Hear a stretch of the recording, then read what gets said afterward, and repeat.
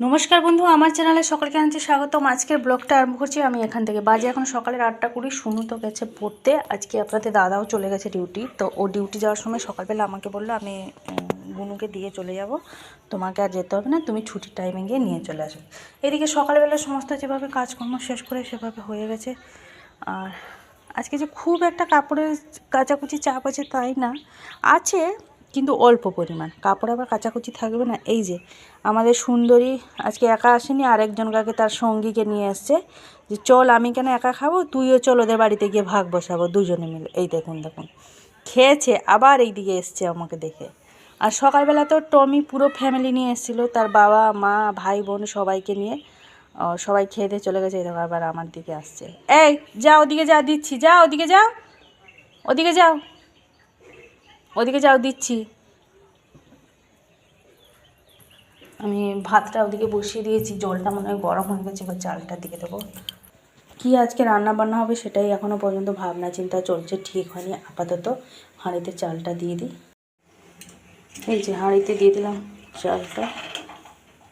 বাবা তো সেই শনিবার থেকে গেছে, 3 দিন হয়ে গেল, আজ বাইরেই আছে। আজকে তো বলছে দুপুরবেলা এসে ভাত খাবে, জানি না। বাঁকুড়াতে আটকে পড়েছে, গাড়িটা সেখানে কিছুতেই আর ঠিক হচ্ছে না। বেজে গেছে 9:45। কাপড় চোপড় সব ভিজিয়ে রাখা হয়েছে, এখনও কিছু কাচা হয়নি। কড়কড়ি ভাত ছিল, মা একটুখানি গরম করে নিল। শাক চচ্চড়ি, মাশরুম, গরম গরম শাক ভাজা, এদিকে মাছকে তরকারি, নিরামিষ একটা টক রান্না করেছিল। সব কিছু নিয়ে খেতে বসে পড়েছি। পেঁয়াজ লঙ্কা,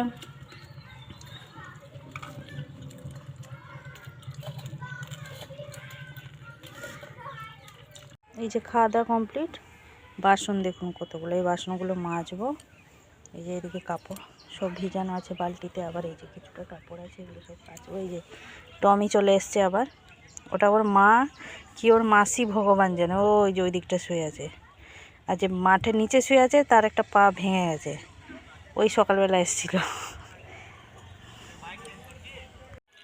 এই যে বাজে এখন 12টা। শুনে এই যে বসে আছে।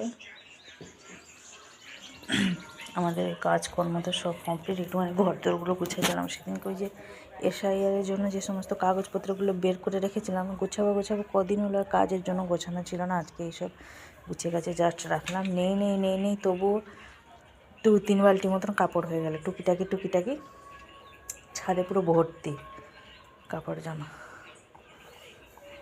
খাওয়া দাওয়া তো কমপ্লিট হয়ে গেছে, রান্নাবান্নাও কমপ্লিট। এখন আর কোনো কাজ নেই, এখন একটুখানি বসবো। শুনুকে বলছি ঘুমিয়ে পড়, ওষুধটা খেয়েছি, ঘুমালে একটুখানি শরীরটা ভালো লাগবে।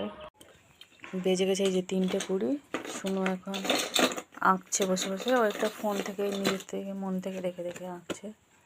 পাখি একটা করেছে, কলের উপরে পাখি বসেছে, ফুল ফুটেছে। আমি এই যে ছাদে গেছিলাম, কাপড় জামাগুলো সব নিয়ে চলে এসেছি। এগুলো এখন সব ভাঁজ করে রাখবো। শুনুকে দুটো ভাত খাইয়ে দিলাম। মা ওষুধ খেয়েছো? মা আর আমি দুজনে মাঠে গেছিলাম, ওইটা এই যে মা তুলেছে, এই যে এটা আমি তুলেছি। তুমি কম তুলেছ? যাই হোক, আলাদা আলাদা করে দুজনে তুলেছি। কেচনি শাক, ঘিমে শাক সব একসাথে তুলে এনেছি।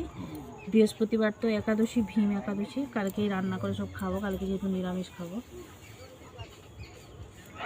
আমাকে দেখা করে শুনুও গেছিলো আমাদের সাথে, সে ঘুরছিল, সে আমাকে দেখিয়ে দিচ্ছিল যে মা এখানে আছে তুলো, এখানে আছে তুলো। শুনু দেখিয়ে দিচ্ছিল।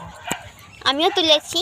শুনুও তুলে দিয়েছে আমাকে 4-5টা মতো। 4-5টা বেশি। আচ্ছা বেশি, হ্যাঁ তুই তো এখন বলবি, তখন গুনে রাখিনি ওই জন্য। আচ্ছা একটা চুবড়ি এনে দাও তো শোনা, চুবড়ি নিয়ে আসো একটা। না, এই যে বাছা হয়ে গেছে, কেচনি শাক আর ঘিমে শাক, দু রকমের শাক বাছা হয়ে গেছে। মা এখানে এই যে এবার ধুয়ে রেখে দেবে কালকের জন্য। চলুন আমি এবার সন্ধে দিই, সন্ধেবেলা হয়ে গেছে। আরও যদি তাড়াতাড়ি যেতাম আরও মানে অনেকখানি হতো। আমরা তো এই সঙ্গেই গেছি, 1 ঘন্টাও যাইনি, মাঠে চলে এসেছি। 1 ঘন্টা নয়, 30 মিনিট মতন লেগেছে আমাদের। 30 মিনিটে এই যা চলে, 30 মিনিটও কম হবে কিন্তু বেশি হবে না, নাহলে গেলে আরও এই দিকটা থেকে।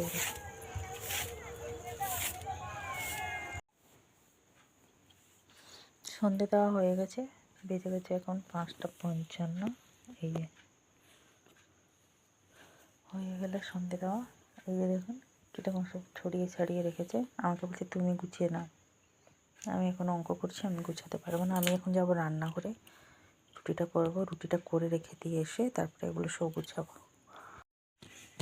বেজে গেছে 6:35। চলে এসেছি ঘরে। রুটিটা হয়ে গেছিলো। রুটি করে দিয়ে আসার পরে বিছানায় সমস্ত কিছু ছড়িয়ে ছাড়িয়ে ছিল, সেগুলো সব ঝেড়ে গুছিয়ে পরিষ্কার করে নিলাম। শুনে ওদিকে অঙ্ক করছে। তো আজকে আর ভিডিওটা বেশি বড় করছি না, আজকে আমার ব্লগটা এই পর্যন্তই। আবার দেখা হচ্ছে আপনাদের সাথে আগামীকাল আরেকটি নতুন ব্লগ নিয়ে। সবাই ভালো থাকুন, সুস্থ থাকুন। ভিডিওটি ভালো লাগলে লাইক দেবেন।